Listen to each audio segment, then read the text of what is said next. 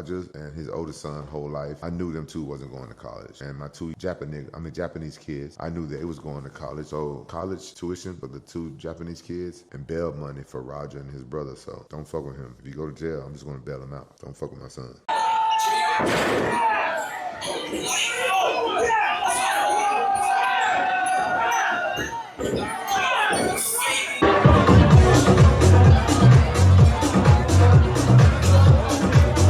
Born with a silver spoon in his mouth but his head up his ass. Raja Jackson, the son of former UFC champion and Pride legend Rampage Jackson. A man who had a free pass at life and could do anything he wanted, just decided to destroy it due to his own fragile ego, committing one of the most cowardly acts of violence and the greatest display of insecurity I've ever seen. From boxing to wrestling to MMA, there's nothing that I could think of that compares to this disgusting creature's tantrum that nearly cost a man his life. I've seen crazy fights break out in all kinds of events, like the famous basketball match, the Malice in the Palace, the Strikeforce Nashville Brawl, and of course UFC 229, Khabib vs McGregor.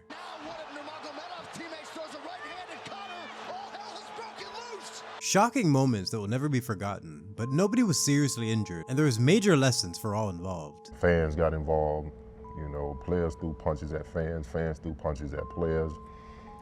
We made mistakes. There's the famous Paul Daly sucker punch on Josh Koscheck that got him banned from the company for life. Oh. But at least here he completely whiffed and got ragdolled by the referee. Fuck him. Definitely down. Oh, wait a minute. They didn't even hit him. Now Kung Lee in the corner of Anthony Johnson. Hold on a second. And just a few weeks back, we had Sean Strickling making headlines again, storming into a cage, attacking a fighter. A very similar incident to the Conor McGregor one a few years back. And who can forget the Victor Ortiz headbutt against Floyd Mayweather? A dirty cheap shot, but an act that was followed up by brutal karma. What a rookie mistake there by Ortiz. It's up to 7 and 8, he's not gonna make it. 9 and 10, it's all over. And then you have the sorest loser in the history of boxing, James Butler. One of the worst stories I could find. A man who sucker punched his opponent after the fight was over and the winner was announced, dislocating his jaw and badly cutting his tongue, requiring up to 26 stitches. He was arrested and convicted for second-degree assault and banned from the sport for life.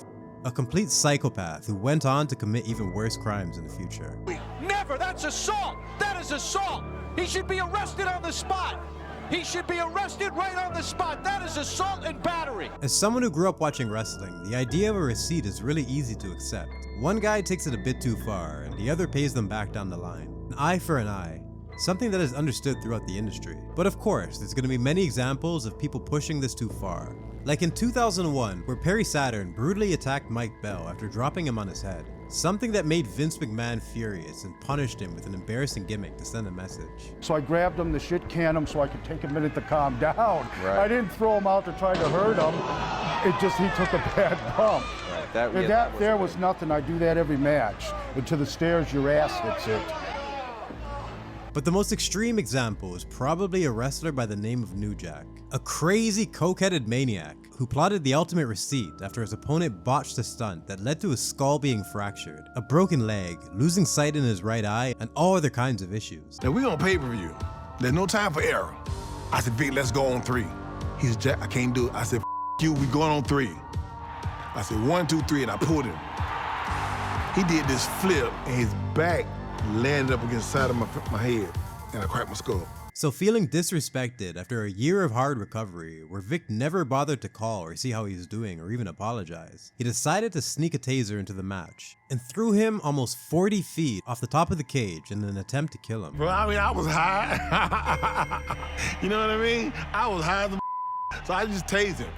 I tased the out of him. He's like, Jack, I can't feel my legs. I said, you ain't gonna need them. Bombs away.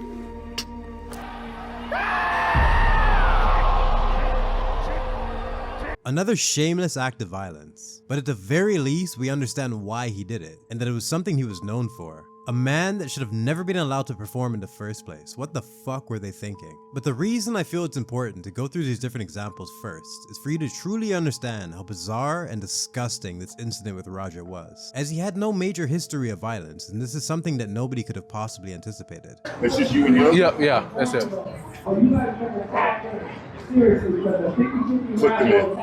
I appreciate it. It all started backstage at a wrestling event. as Raja was approached by a man by the name of Psycho Stu, who was under the impression that Raja was another wrestler after seeing the camera and decided to perform. What, you don't know me? Hell no. Yeah. Hey, I think that's what. Oh, you don't sell it? Easy.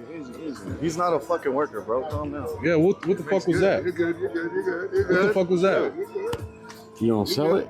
Dude, he's not a fucking Bro. worker, bro. What the fuck was that? Hold on. I don't play that shit, bro. Oh, sorry. Nah, I will fuck him we're up, good. bro. I know. Hitting him with a prop can that was filled with air, only to piss him off and realize that he wasn't gonna sell it as he was not a part of the show. Stu admits his mistake and attempts to apologize, and is rejected by Raja, leading to the promoter deciding to leverage this drama and use him later in the show in an attempt to squash the beef. And the moment that Raja finds out that he can get him back in the ring, his eyes light up. He calms down and is immediately willing to shake Stu's hand after rejecting it twice.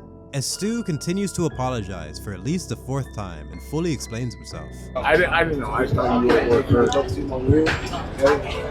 Camera. I get it. We're not working out. Well, he's gonna come out on your mat, Juice. I know you keep thinking we're working. We're always working. I get it. Yeah. I get it now. Now you know what I'm saying, Oz? We're always working. He clearly made a mistake and didn't mean to disrespect him. Yet, this fucking criminal still decides to take it personally and is only accepting Stu's apology in order to deceive him. He's a fucking idiot. Hey. So when you run in on his shit, you fucking give him his receipt. You remember what a receipt is? Give him that fucking receipt, bro. Tag his shit. If you got a fucking problem with it, I'll fucking run out there. The worst detail of this entire story that so many people seem to have forgot to mention, and part of the reason I'm taking this so personally, as it's a basic concept that any civilized human being should understand.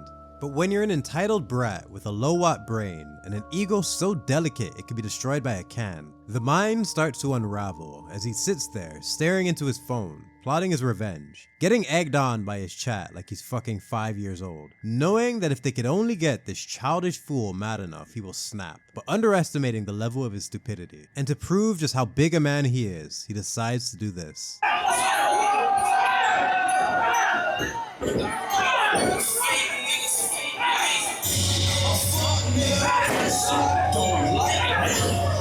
Oh my god. Any fan of combat sports will tell you it's about victory, not violence. Watching skilled athletes at the peak of their game compete, and in wrestling, the ability to perform dangerous stunts, maintaining the illusion of combat while not maiming your opponent. But this incident with Raja is the worst of both worlds, where he takes advantage of a naive wrestler expecting a fair exchange, and does the type of damage that could have easily killed him, leaving him choking on his own blood and teeth, and probably affecting the quality of the rest of his life. That part of your brain that lets you know you've gone too far is something that Raja clearly doesn't have. Hitting an unconscious man almost 30 times in the head as hard as he could, from a mounted position, refusing to stop when being pulled off, and literally trying to slam another wrestler to do it again. Shout out to the dude with red hair, Doug Mallow, who finally stepped up and probably saved this man's life as everyone else panicked and had no idea what to do. Work a better fucking double leg, you fucking prick. And then I'm telling you to fucking calm down. I'm not even fucking fighting. I'm not even being fucking hostile. Then you're trying to fucking work and get lower, do this, change positions, and I'm over here having to swim with you, all this other shit. And then you fucking punch me in the fucking eye after we're breaking it up, you fucking loser. That's why you got fucking headbutt, and that's why I fucking punch you, and you're fucking lucky I was tired from the match before this. What kind of fucking person are you? You fucking low-life fucking clown. You want fucking clout, so you beat up a guy that's fucking half unconscious. You punch a guy that's trying to break up a fight and not even trying to fight you. I wasn't even trying to fucking hurt you. The fuck is wrong with you? Raja is not a fan of wrestling and made it clear that one of his goals was to beat up a wrestler on his stream. And to make the entire thing even worse, the dumbass who gaslit him, Andre Hudson, was the one who invited him to the event, making the entire thing even more suspicious, as apparently he already had a problem with Stu. Yeah, I'm gonna fuck him up. Why didn't you fuck that guy up? No, I'm beating this guy's ass, bro. I'm trying to see how long I get to stay in there for. I don't know how long I get to stay in there for. Watch, my dad can't never call me a bitch. Stevens, do you think he's stronger than me? Watch what I do to the dude, for real. On some real shit, I'm not even joking. Watch what I do to him. Watch what I'm about to do to him.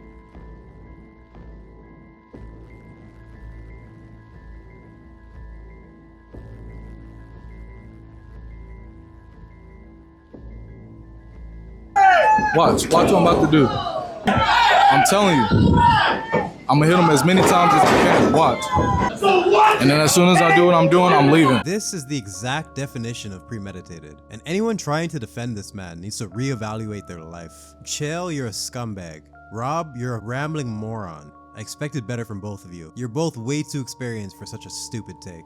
While they were very stiff shots, not what we would call a working shot, it did not appear that Raja had lost his temper.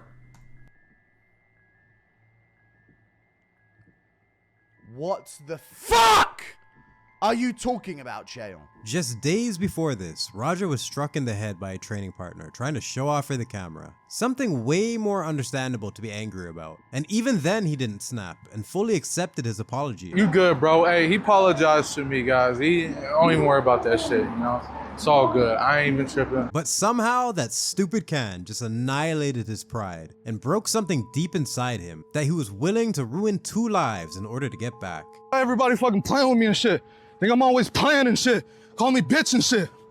Not no fucking bitch, bro. At the end of the day, I'ma stand up for my fucking self because I'm tired of everybody fucking playing with me, bro. Real shit. He immediately leaves the arena like a coward, showing no remorse, no regret of any kind. And the very first thing on his mind is whether or not his chat still thinks he's a bitch. And after getting a call from Andre, we finally get to see him face the reality of the situation. Hey, where the hell are you at?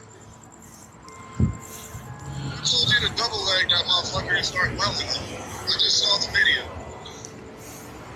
Shit pissed me off though, Andre. I understand that, but now they can't wake the nigga up.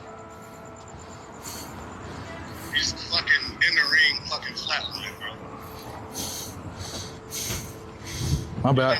What the fuck have you done, you stupid monster? History truly has a strange way of repeating itself, as Rampage Jackson became famous by coming back from a losing battle and pulling off to this day the best slam in MMA history, knocking out Ricardo Arona and stepping away the moment the referee gets involved. A fair exchange in a dangerous game. Get out. Try it. Dan, I told you, he picked him up and slam him to the ground. He's out. And now, all these years later, his son has also become famous for a slam, but decided to follow it up with attempted murder, disgracing the Jackson name, tainting his father's legacy and throwing away his own future. And to make this entire thing even more depressing, the man was a veteran who picked up wrestling as a hobby to help deal with his PTSD, and just happened to run into an unhinged animal that belongs in a fucking cage, rather than walking around in society with the rest of us. This is someone who should have known better. We're not talking about some 12-year-old child. This is a 25-year-old man who's been around fighting and martial arts his entire life, yet was somehow never humbled at an early age, to the point where he has this burning desire to use these skills against an untrained opponent, rejecting the Bushido spirit in exchange for a ghetto persona, and almost took a man's life over his daddy issues. What a fucking pussy. Small calves, small ass, chicken legs bitch with the cowboy hat. So this fight, whatever you want to call it, Roger Jackson. Attempted murder. Right, this attempted murder, he landed like 20 something punches on him. 23 punches on him. You pull him off, and then he tried to go at you. So that, was he trying to continue beating him even further? I think the culmination between his dad picking on him and all his daddy issues came out, and all the shit that AJ gassed up into his head. Because let me put it this way, I don't like Raja. I think Roger's a shit person for what he did. But I think AJ's a bigger shit person for gassing him up to be in that fucking ring, to leading him to ruin his own fucking life, to hurt somebody that AJ also has a fucking problem with. You can't fucking tell me that's not, I don't believe in coincidence. He was basically trying to put the blood on someone else's hands. Exactly, because he's not going to do it himself. People are so chicken shit that they don't understand violence. They don't understand what's going on. They don't want to partake in anything. They weren't willing to save their friend.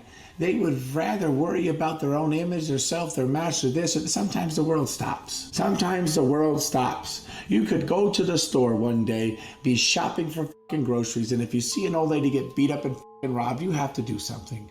Sometimes the world stops. I would die before something hurts my family. And all the people that call him family, where the fuck were they? He was going to do the same thing to me that he did to Stu. Clearly, you watched the stream when he's walking away. I'm tired of people fucking with me. I don't care how many times you've been in your life, bro. I don't give a fuck. If you got a fucking problem with the fucking world and the people around you, change your fucking people around you. Change it up a little bit. Go to therapy. Get some fucking help. Don't take it out on everybody else. And then you want to train by one of the best fighters to ever fucking live, your fucking father, use his fucking clout, use his fucking knowledge, and then you want to hurt people that don't fucking train like that? You're a fucking bully.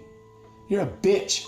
But the most disgusting thing is that people at this school are being encouraged to not cooperate with the police. From what I hear, the police were there investigating the scene shortly after Stu was removed, and there has been multiple requests that have gone downstream from upper management to not talk with the police directly if they are contacted, and to only let a certain group of individuals interact with the police. That is extremely dishonest. You guys let your friend almost die, and now you're trying to have people lie for you. And you to every single person who replied to them, yes, sir. And just as I anticipated, they're trying to cover it up. As of the making of this video, Raja has still not been arrested, and the amount of people debating this online is shocking to see when there's only one correct answer. This era of clout-chasing degeneracy needs to come to an end. This is a violent, irrational scumbag, an emotionally immature creature that needs to be punished. He knew exactly what he was doing, and he chose to broadcast it live to the entire world. We can't have monsters walking around in a civilized society, even if their daddy is rich. Rampage, I'm sorry you're stuck with a demonic, ungrateful bastard for a son, and I truly hope you're man enough to eventually admit his mistake and let this piece of shit face the consequences on his own. I love Rampage, but Rampage, turn your son in. He gotta go lay down for a little bit.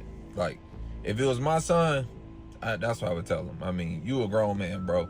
You can't condone that type of behavior, bro. You gotta go lay down for a little bit. I get it. He hit you in the head with a bottle. He shouldn't have did that. I don't condone that either. But to wait hours until the man was working, which we all understand, he playing a character, and he was in character, and he working, and then you sneak him, because that's what you did. I mean, you snuck him. He wasn't expecting that, and you, bro, they say dude flatlined and was unconscious for 6 minutes afterwards. Dog gotta go lay down. You gotta go to prison, bro. There's no, I can't even wrap my mind around why you thought that was cool and why you ain't got no self-control over your emotions. I get it, you and your feelings. You probably was watching them work and just getting madder and madder. But bro, you can't have that in no civilized society.